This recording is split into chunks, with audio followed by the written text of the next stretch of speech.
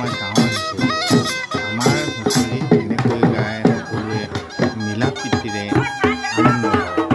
ইয়াত কোনো নিয়ম নীতি নাই, স্বইচ্ছাৰে যাৰ যেনেকৈ পাৰে তেনেকৈ নাচে। আমাৰ গাঁৱৰ হুঁচৰি এনেকৈ পৰম্পৰা ৰক্ষা কৰি ৰাখিছে। এইজনৰ প্ৰতিভা চাওক, কেতিয়াবা ছাগলী শিঙৰ পেঁপা, কেতিয়াবা গৰু শিঙৰ পেঁপা, কেতিয়াবা প্লাষ্টিকৰ পেঁপাটো বজাই তেওঁ মৰ শিঙৰ পেঁপাৰ মাত উলিয়াবলৈ চেষ্টা কৰিছে। তেওঁ প্ৰতিভা অনেক, সেয়ে তেওঁ নিজৰ প্ৰতিভাৰে নিজেই জীয়াই ৰাখিবলৈ চেষ্টা কৰিছে।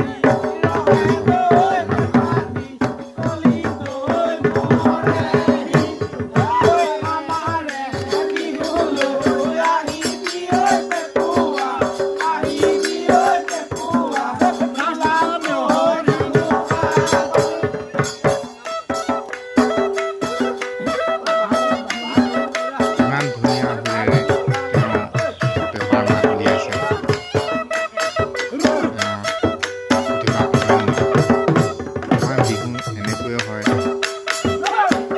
সমাজ জাতি বহুত ভাগৰুৱা হৈ আছে, সেইকাৰণে নচাৰ সিমান পৰিৱেশ নাই।